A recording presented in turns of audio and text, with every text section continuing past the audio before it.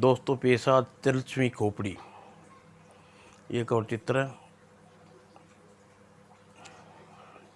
शुरू करते हैं दोस्तों। राजा सरोदर की राजधानी द्रविड़ देशों में थी।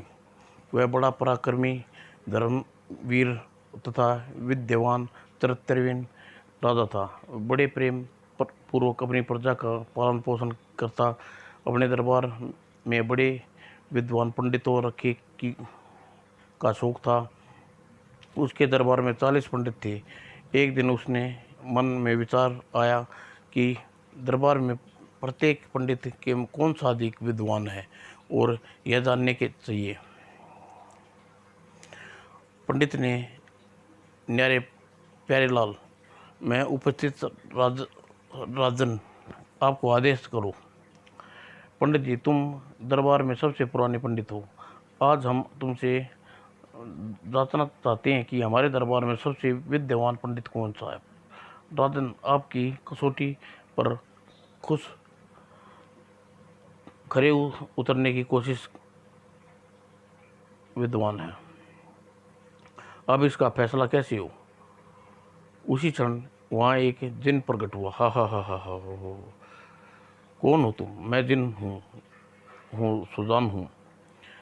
मैं मेरे हाथ पैर मानो खोपड़ी और आपके प्रत्येक पंडित खोपड़ी की कीमत बताइए तो मैं मुंह निकाल मेरे मुंह से निवाला बने। आज से 30वें दिन यहाँ आऊँगा और इन पाखंडी पंडितों में मुझे खोपड़ी की कीमत न बताई तो इन्हें कच्चा चबा जाऊँगा। ध्यान रहे, अब मैं जाता हूँ। हा हा हा। और जिन पूरी धुएं में बदल गई। जिनको लोप हो जाने के पश्चात, मेरे विद्वान पंडितों, इस सवाल का जवाब तुम में से कौन दे सकता है। नहीं महाराज नहीं, यह हमारे बस की बात नहीं है। 3 दिन क्या, हम तो 30 साल में भी यह हल नहीं कर बता सकते। ये कोई पंडिताई थोड़ी की है। ये कोई पंडितानी की बात थोड़ी है। हाय, अब क्या होगा। वह जिन पंडितों को नहीं, हमें भी नहीं छोड़ेगा। सुजान, जिन जिन जन्नतों के भय कर माना जाता था और वह दिन दिन 20 दिन बीत गए। ओह। और 20वें दिन दरबार में सबसे नया और मूर्ख कहे जाने वाला पंडित राजा के विशुद्र के पास पहुंचा। कहो पंडित, क्या बात है। महाराज, उसमें आपका दुख नहीं देखा जाता। पंडित जी, दरबारियों लोगों के ही नहीं वरन देश के समस्त प्रजा के संघर्ष कहे जाते हैं। 30 दिन दरबार के पंडितों के अंत हम कैसे देख पाएंगे। महाराज, आप इजाज़त दीजिए तो मैं उस तिलस्मी खोपड़ी को खोजने के लिए जा रहा हूँ और यदि उसे खोज पाया तो स्वयं उसका सिर काट कर आपकी सेवा में भेज दूंगा। और श्रीपति जी ने भर चला गया। दिन भर चलता रहा और सिर दी हुए अपने गुरु के पास पहुंचा चाहिए और तिलस्मी खोपड़ी का हाल बता देंगे। और श्रीपति अपने गुरु जी की कुटिया में पहुंचा। चिरंजीव रहो बच्चा, प्रणाम गुरु जी। और श्री ने गुरु से अपने गुरु का आने का उद्देश्य बताया। तुम सब मूर्ख ठीक नहीं कर कहते और इसी खोपड़ी का हाल ढूंढना है तो जंगलों में जाकर ढूंढ। यहाँ क्या करने आया है।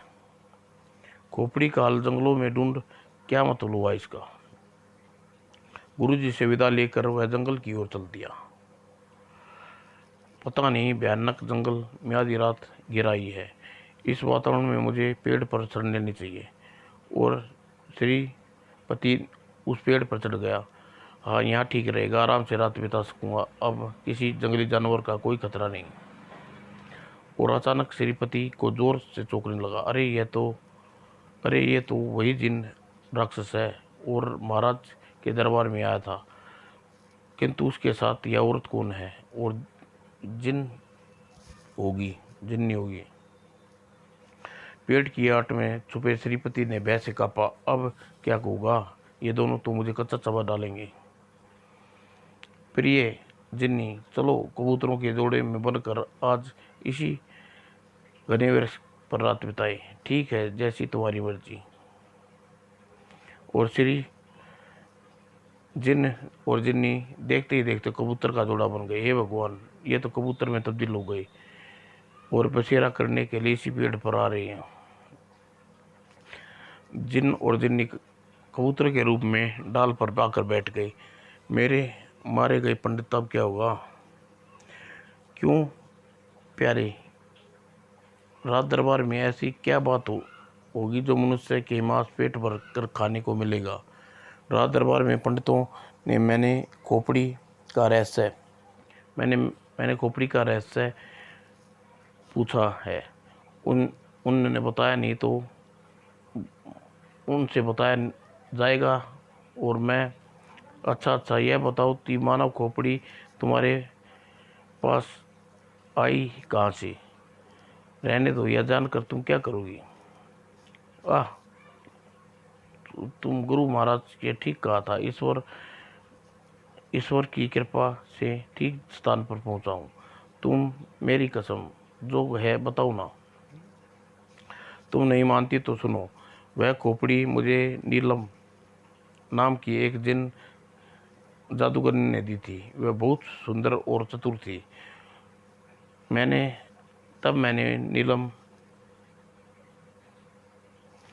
नीलम के बारे में जरूर जानना चाहूँगी, तो बताओ न प्रिय। और जिन ने जिन्नी को नीलम के बारे में बताना शुरू किया। एक दिन नीलम के मन में महारानी बनने का विचार आया। उसने जादू के अलाया माया छल और काम बता, तू मुझे कहाँ मिल सकता है, और जान कतर तू बता। राजा को 2 दिन बाद शेर का शिकार के जंगल में जाएगा और तुम वहाँ मिल सकता है। हा हा हा हा। और 2 दिन के पश्चात जरादन, हमें तो सुना था कि यह जंगल में शेर आदि बहुत है, परंतु मुझे तो यहाँ कोई किसी के दर्शन नहीं हुए। सब्र करो महाराज, यदि जंगल में शेर न होंगे तो मिलेंगे, तो अवश्य मिलेंगे। और उसी समय शेर की दाढ़ सुनी। महाराज शेर, ओह दरावंत, हम अभी उधर चलते हैं। और महाराज देखिए, शेर सामने भी झाड़ियों में छिपा है।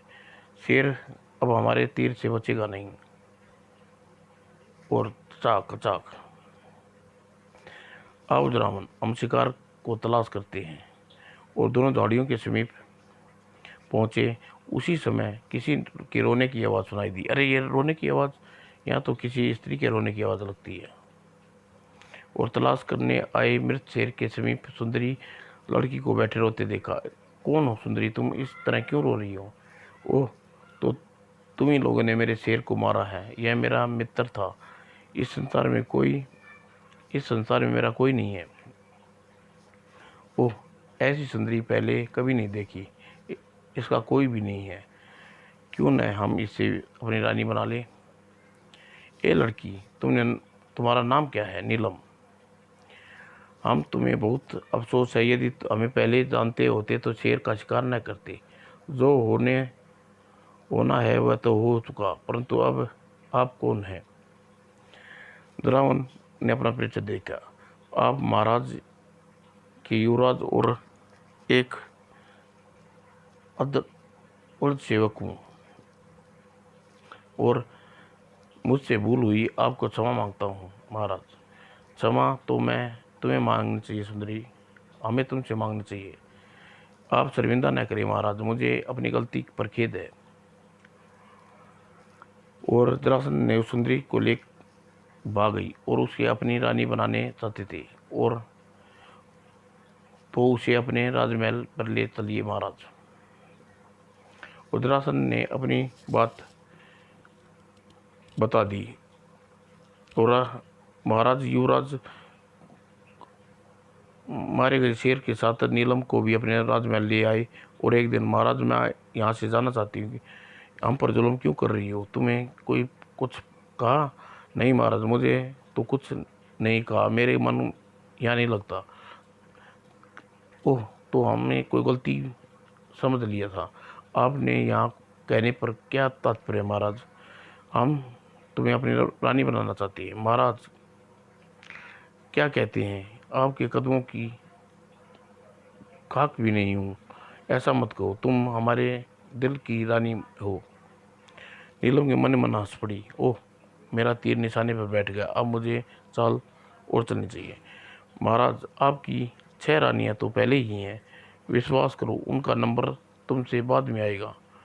और जिन्नी जादूगरनी ने मनोकामना पूर्ण होती ही वह नीलम से शादी का दिन आ गया। और महाराज, युवराज ने 6 रानी के सन्नाटा छाया हुआ था। ओह, न जाने क्या मेरा मन घबरा रहा है।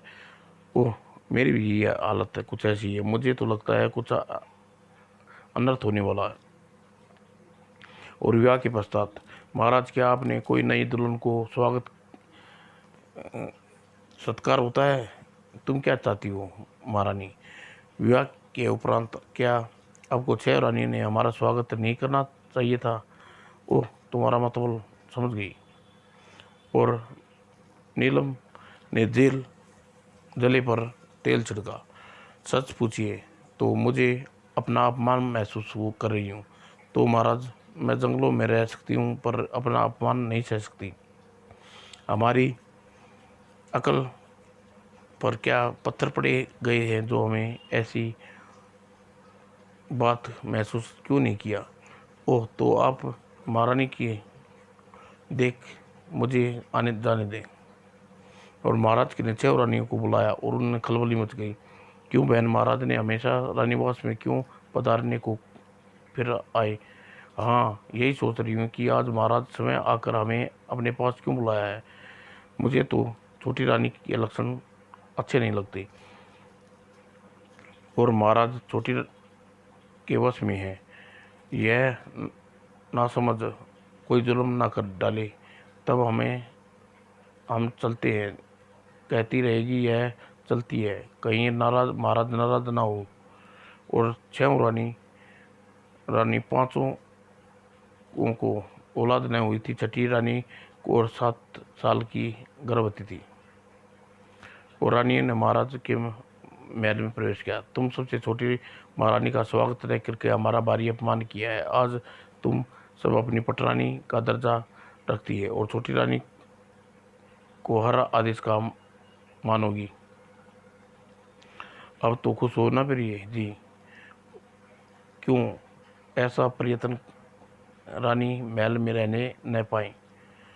और वह 6 रानी को एक प्रबल महीना चल रहा था। वह जिन्नी जादूगरनी नीलम के गर्भ में बच्चा पलने लगा।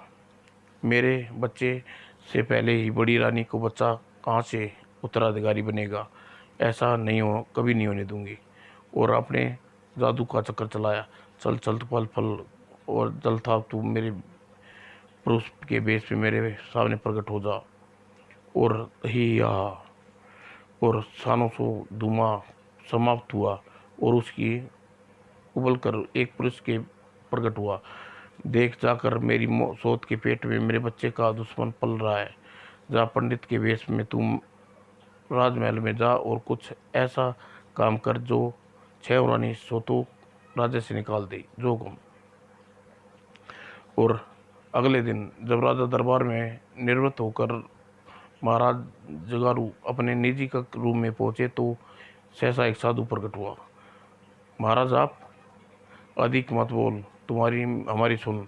महाराज, चंडूमणि पाखंडी है। चंडूमणि पाखंडी है। 2 वर्ष पूर्व तूने हमें शिक्षा दी थी, हमें तुरंत ही दी थी और तुम तुरंत ही मोहित हो गए थे। और आज बुरा वक्त आया है, तुम्हें खबरदार करने आए हूँ।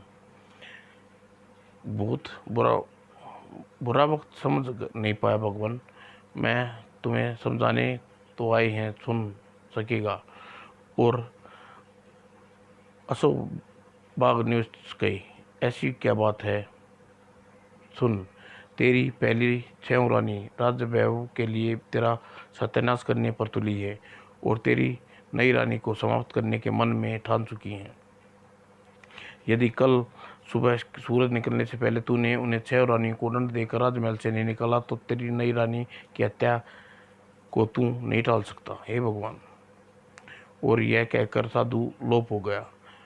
अवश्य कोई चमत्कारी बाबा थे। इन 6 को अवश्य ऐसे ही दंड मिलना चाहिए कि इन्हें जीवन रहते हमेशा एक सबक की तरह याद रखें। और युवराज ने जल्लादों को और सिपाहियों को रानीवास में रानियों को सब को लेकर आप काँप करने लगी। जल्लादों, इन 6 रानियों की आंखें निकाल दो और यहाँ इनकी सजा है। ओह, इतना अत्याचार! और सिपाहियों, इनकी विश्वासघातनियों को दिन निकलने से पहले राज्य की सीमा से बाहर पहुंचा दो। रहम कीजिए परमेश्वर, रहम कीजिए। शांत रहो बहन। जो खुद बेरहम हो वो भला दूसरों पर क्या रहम करेगा। तुम ठीक कहती हो बहन। जो खुद अंधा हो वह दूसरों की रोशनी कैसे सहन कर सकता है। नहीं सोच क्या आई, इसने हमारा भाग्य फूट गई। और जल्लादों ने 6 रानियों की आंखें निकाल ली और सिपाहियों ने उन्हें जंगल में छोड़ दिया। हमारी ये भगवान हमारी रक्षा करना। ईश्वर राजा को सद्बुद्धि दे। और 6 रानी को के पुत्र को जन्म दिया। 5 रानियों बालक को बहुत प्यार करती थी। ओ मेरे बच्चे, बड़ा होकर नीलम, तू नीलम से हम सब के बदला अवश्य लेगा। और ठीक 1 वर्ष बाद जिन्नी नीलम को बच्चा को जन्म दिया। बच्चे का नाम नागराज निकला है। और रानी चक्रवर्ती ने जिन नीलम पुत्र सहन बड़े होने लगे। और मेरे बच्चे, तू बड़ा हो गया है। अब मेरे अपना पेट भरने के लिए शिकार करके ला। क्या कहती हो बहन? अभी हमारा युवराज बालक है और शिकार पे भेज रही है। युवराज ने किसी की न सुनी और शिकार पर चल पड़ा। और उधर जिन्नी नीलम का बेटा नागराज भी शिकार पर निकला और हमें ऐसे जंगल में ले आया जहाँ शेरों का छोटा भाई भी जानवर दिखाई पड़े। और दोनों घने जंगल में पहुंचे। एक शेर टकराया वो दिखाई दिया। राजकुमार, देखिए यह शेर कमान पर तीर चढ़ाइए। और नागराज ने कमान पर तीर चढ़ाया और एक सरसराता हुआ तीर आया और शेर की गर्दन में धंस गया। ओह शेर को हमारे शिकार पर तीर चलाने वाला कौन है, उन्हें तलाश करो। और फिर नागराज ने श्रेयस तीर चलाने वाले को ढूंढ निकल पड़ा। आखिर कौन है हो सकता है। और वह एक नौजवान चंद्रबली युवराज की डाल पर सिरिन बैठा हुआ खुदा। ही और बदतमीज, कौन हो तुम? बको मत, तमीज से बात करो। यह बताओ जंगल में किस लिए आए हो? होश में बात करो बच्चे। यह पूछने की हिम्मत कैसे हुई? हिलना हिम्मत देखना चाहते हो तो देख। और युवराज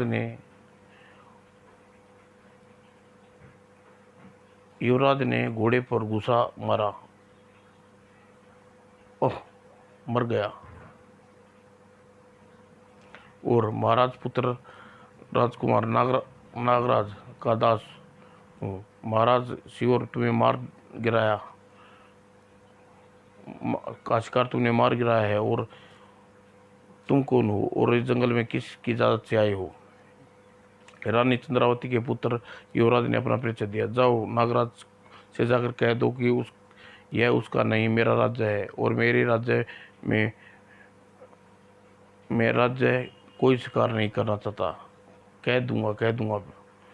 और नागराज ने अपनी माँ से को सारा अलबत सुनाया। जिन्नी ने नीलम को तुरंत महाराज के कान भरने और युवराज को दरबार में बुलाया। सुनो लड़के, तुमने हमारे कुंवर शेष खान में गुस्ताखी की है, इसकी सज़ा हम तुम्हें धान लाकर तुम्हें जिस रात और सुबह काट लो। तुम हमारे दरबार की शान में गुस्ताखी की है, जिसकी सज़ा यही है कि तुम हमें वो धान ला कर दो जिसे रात को बो और सुबह काट ले। भगवान, यह क्या आफत सिर पर आ गई पड़ी। और युवराज धान की खोज में चल पड़ा। घने जंगलों में एक साधु मिला। साधु उसकी सारी कहानी सुनाई।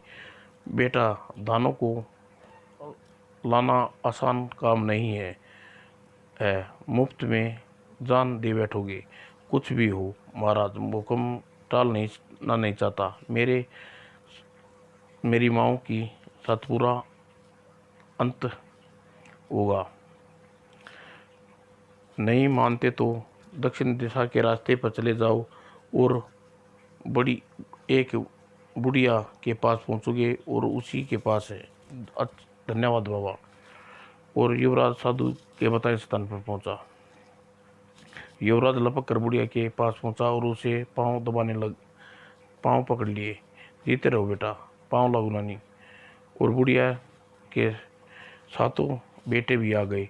चालाक युवराज उनसे रिश्ता जोड़ लिया। सातों मामा जी मेरा पाँव लागे। और सातों बेटों उस बूढ़ी माँ युवराज को खूब खिलाया पिलाया। और फिर नानी माँ, यह क्या है। यह उड़न खटोला है, इस पर बैठ कर उड़ते हैं और इसे ले जाओ और अपने हाथ न आएगा और किसी के हाथ ना आएगा। और नानी माँ, वह रस्सी और सोटा क्या है। बेटा, यह रस्सी जिसके को उसे बांध देगी और सोटा उसकी चमड़ी उधड़ देगा। और नानी माँ, ये आंखें, ये जिसकी आंखें हैं वो ये भला के दिखाने लगेगा। जिसकी आंखें न हो वह देखने लगेगा। और ये डंडा कैसा है नानी माँ। यह जिसके सिर पर फेरोगे उसकी असलियत सामने आ जाएगी। ये पोटली में क्या है नानी माँ। इसमें करामती दान है, जो रात को वो सुबह काट लो। ओह नानी माँ, अब मुझे नींद आ रही है, सो जाओ मेरे बेटे।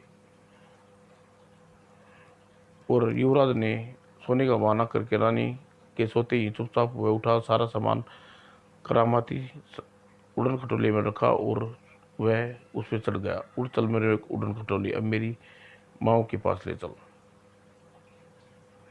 और युवराज माओ के समक्ष जाकर उड़न खटोले उतारा। माँ, तुम्हारा युवराज आ गया, ओ मेरा लाडले।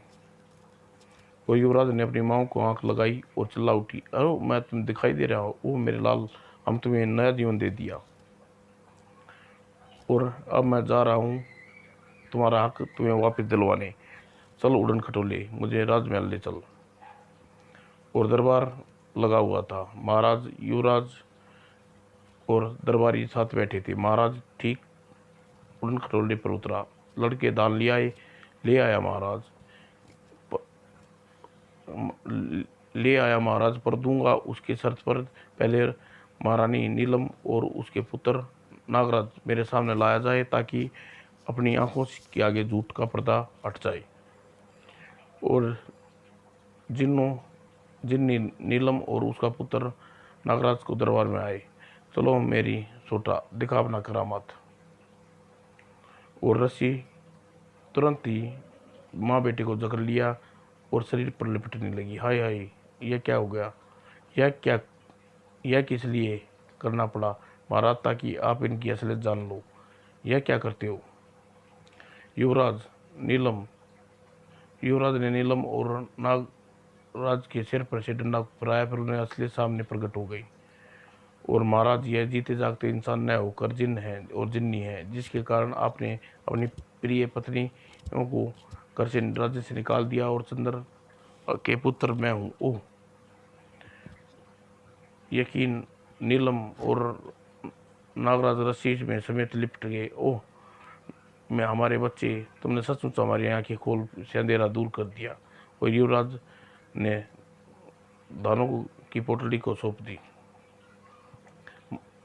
युवराज ने महाराज को दानों की पोटली सौंप दी। महाराज युवराज को अपनी 6 रानी को महल बुला लिया और हर्षिकता से रहन छा गया। और कबूतर का जोड़ा जिन और जिन्नी पेड़ पर बैठा और पंडित ध्यान से उनकी बातें सुन रहा था। जानती है वो मेरी प्यारी, मैं उसी नीलम जिन्नी का बेटा नागराज और सुजान हूँ। और राजा विरदु महाराज युवा पुत्र वंशराज है, बहुत पुराना बैर है उससे। अच्छा, यह सब तो मैं समझी, लेकिन वो है तुमने खोपड़ी अभी तक नहीं बताया। वह एक धागा लेकर खोपड़ी के कान में डालो डालो और मुंह से बाहर निकाल जाए तो खोपड़ी की कीमत 2 कौड़ी की होगी। और अगर जो व्यक्ति कान से बात सुनता है और कान से निकाल दे, किसी काम का नहीं, वो धागा अपने पेट में सरक जाता है और उसी खोपड़ी की कीमत अमूल्य है। जो व्यक्ति कान से बातें सुनकर पेट में रख लेता है वह बड़े दिल का होता है। रात भर कबूतरों का जोड़ा डाल पे बैठा रहा और उजाला होते ही तुरंत उड़ गया। पंडित श्रीमन ने पेड़ से उतरकर वापस लौट पड़ा। अब खोपड़ी की कीमत मुझे पता चल गई है, अब राजा कोई संकट नहीं आएगा। वो ठीक समय पर जिन राज दरबार में प्रकट हुआ। हाँ तो राजा, तुम्हारे पंडितों ने खोपड़ी की कीमत बताई। सच तो है 30 दिन में कोई पंडित तुम्हारी खोपड़ी की कीमत नहीं आंक सका। ऐसा न कहीं महाराज, मैं उपस्थित हूँ, खोपड़ी की कीमत मैं बताऊंगा। तुम हा हा हा। महाराज, खोपड़ी को एक धागा मुझे मंगा दे, मैं खोपड़ी की कीमत बताकर इस दिन को हंसी अभी बंद कर देता हूँ। और जिन तुरंत ही समझ गया कि पंडित खोपड़ी का भेद जानता है। राजा, अब खोपड़ी और धागे की जरूरत नहीं है। मुझे जितने ही उत्तर मिला गया, यह पंडित ने जान बचा ली, मैं जाता हूँ। और जिन सहन धुआं बना और गायब हो गया। और श्री पंडित महाराज ने सारा किस्सा बयान कर दिया और खुशी से, श्री पंडित जी, आप से दरबार में पंडितों का गुरु घोषित करता हूँ। इतना सम्मान चिरंजीव हो राजा। और इस तरह खुशी के अवसर पर राजमहल को सजाया गया और खुशी मनाई गई। समाप्त दोस्तों।